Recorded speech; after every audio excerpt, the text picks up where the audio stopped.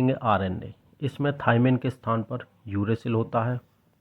Nucleic acid की जो खोज थी वो 1869 में फ्रेडरिक मिसर ने की थी। न्यूक्लिक एसिड के जो फादर हैं वो भी फ्रेडरिक मिसर हैं। न्यूक्लिक एसिड जो वर्ड जो दिया था वो दिया था हमारा रिचर्ड अल्टमैन ने। डीएनए से डीएनए बनाएंगे तो वो होता है रेप्लिकेशन। डीएनए से अगर हम आरएनए बनाएंगे तो वो होता है ट्रांसक्रिप्शन, और अगर हम आरएनए से डीएनए बनाएंगे वो होता है रिवर्स ट्रांसक्रिप्शन, और आरएनए से अगर प्रोटीन बनाएं तो वो होता है हमारा ट्रांसलेशन। इसके बाद एक डॉक्टर है हरगोविंद खुराना, भारतीय अमेरिकी, ये बायोकेमिस्ट थे, इंडियन मूल के। 1972 में इन्होंने कंप्लीट जीन बनाया, इन विट्रो लैब में बनाया था, और इन्होंने जो यीस्ट होता है, यीस्ट में टीआरएनए भी बनाया, प्रोटीन संश्लेषण भी किया आर्टिफिशियली। इन्हें फिर इस काम के लिए नोबेल प्राइज मिला था। और जो आर्टिफिशियल आरएनए और डीएनए बनाया था वो बनाया था आर्थर कॉर्नबगी और ओचोआ ने।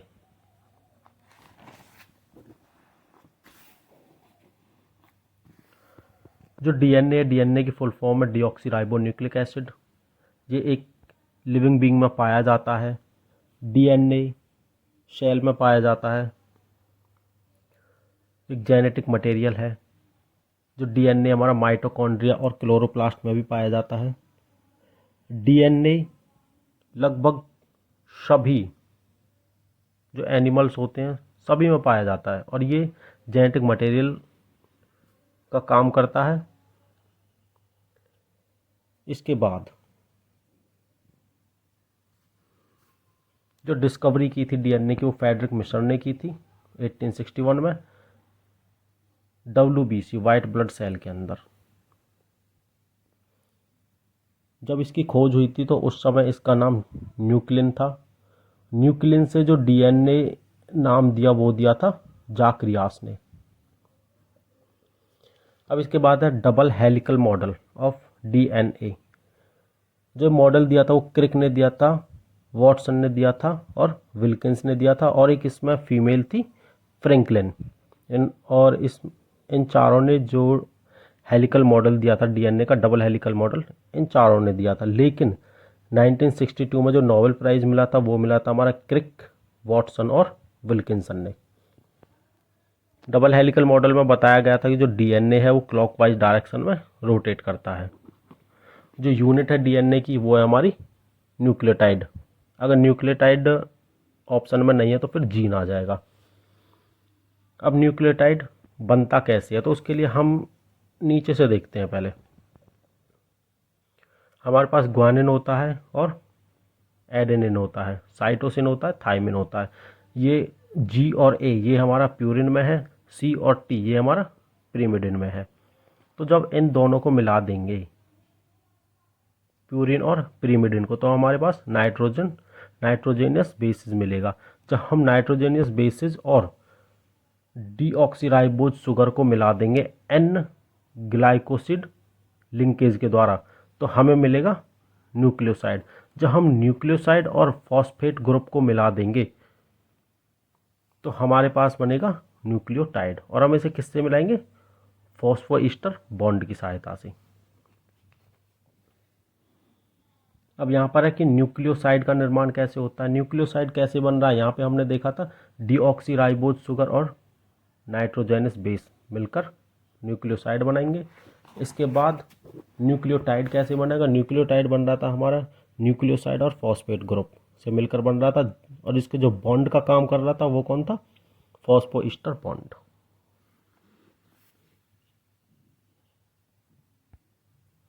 पॉलीन्यूक्लियोटाइड कैसे बनेगा? न्यूक्लियोटाइड प्लस न्यूक्लियोटाइड मिलकर जो बनाएंगे हमारे पास वो बनेंगे फॉस्फो डाइईस्टर बॉन्ड।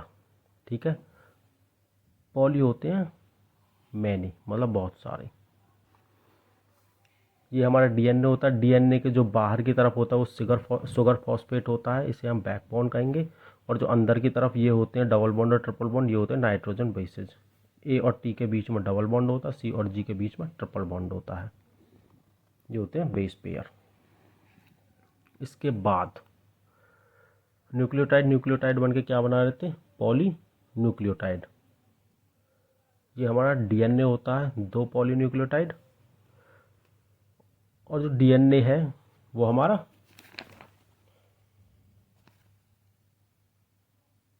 जो ये हमारे ये न्यूक्लियोटाइड और ये भी न्यूक्लियोटाइड, ये पॉलीन्यूक्लियोटाइड हो गए, ये हम घूमते हैं हमारे एंटी पैरेलल, और डीएनए है वो हमारा पैरेलल। ये होते हैं 3' से 5' की तरफ रोटेट करते हैं। इसके बाद जो स्ट्रैन है इसमें, जो ये हमारे स्ट्रैन है, इसको तंतु कहते हैं हिंदी में, ये 3' से 5' की तरफ जाता है। एक हेलिक्स, जो ये एक हेलिक्स है हमारे यहाँ से लेकर यहाँ पर, इसमें 10 बेस पेयर होते हैं, ATCG वाले 10 होते हैं। शुगर फॉस्फेट बैकबोन जो मैंने बताया था वो बाहर की तरफ होता है, और नाइट्रोजन बेस है हमारे वो अंदर की तरफ होते हैं।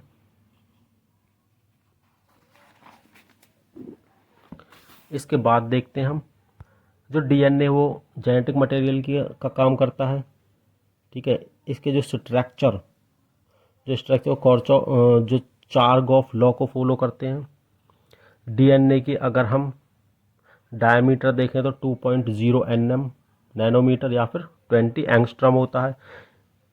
हेलिक्स के एक पूर्ण मोड की लंबाई 3.4 नैनोमीटर या फिर 34 एंगस्ट्रम होता है।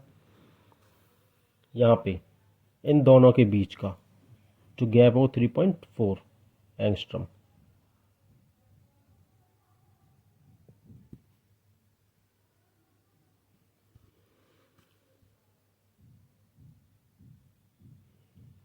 इसे हम क्या करेंगे, वॉटसन क्रिक डीएनए के नाम से भी जानते हैं। यहाँ पर जो ग्रूव है ये मेजर ग्रूव है, मेजर ग्रूव है वो होता है 2.2 nm, और जो माइनर ग्रूव होता है वो होता है हमारा 1.2 nm। ये इम्पोर्टेंट है। इसके बाद कुछ एक्स्ट्रा फैक्ट है हमारे पास में, ये अभी पढ़ा था हमने, जेनेटिक कैरियर होता है, जेनेटिक मटेरियल का काम करेगा।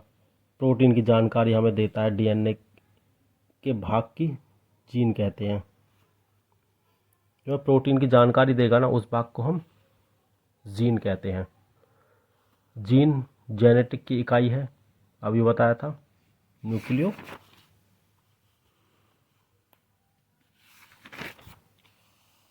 यहाँ पर देखो ये बताया था आपने न्यूक्लियोटाइड, और न्यूक्लियोटाइड ना मिले तो जीन।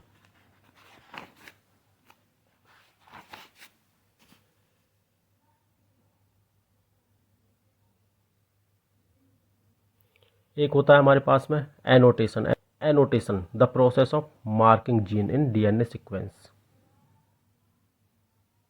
डीएनए में हम जीन को मार्क करते हैं, उसे एनोटेशन कहते हैं। Unit of DNA nucleotide, unit of genetics genes. Genetic की जीन हो गई, डीएनए की न्यूक्लियोटाइड हो गई। भारत में जो डीएनए फिंगरप्रिंट जहाँ पे होते हैं फिंगरप्रिंटिंग, वो होती है हमारी हैदराबाद में। हैदराबाद में जैसे ब्लड का सैंपल लेना है, डीएनए चेक करना है, हेयर से करना, नेल, ठीक है, सलाइवा, कोशिका जो सेल होते हैं आदि की जो पहचान करेंगे वो हमारी हैदराबाद में स्थित है। इसके बाद देखेंगे हम आरएनए।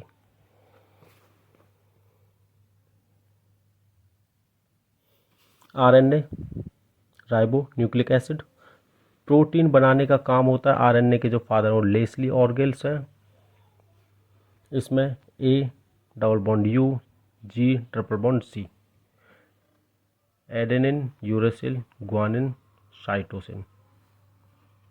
डीएनए में थाइमिन होता है, जबकि आरएनए में यूरेसिल होता है। आरएनए एक प्रकार का पॉलीमेरिक मॉलिक्यूल है।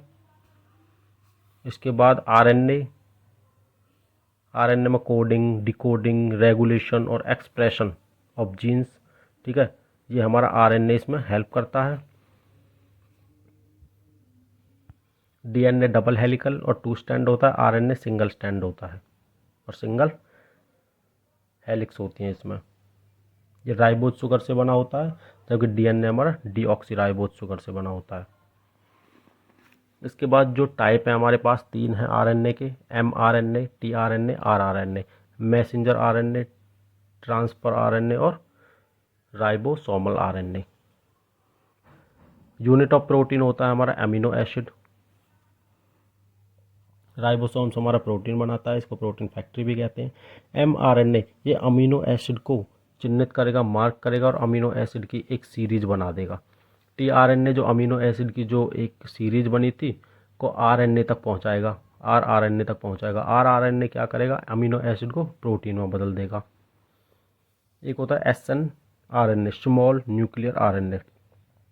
यूकैरियोटिक सेल में पाया जाता है, प्रोकैरियोटिक सेल में नहीं पाया जाता। प्रोटीन की मदद से कॉम्प्लेक्स बनता है, जो प्रोटीन की मदद से कॉम्प्लेक्स बना देगा।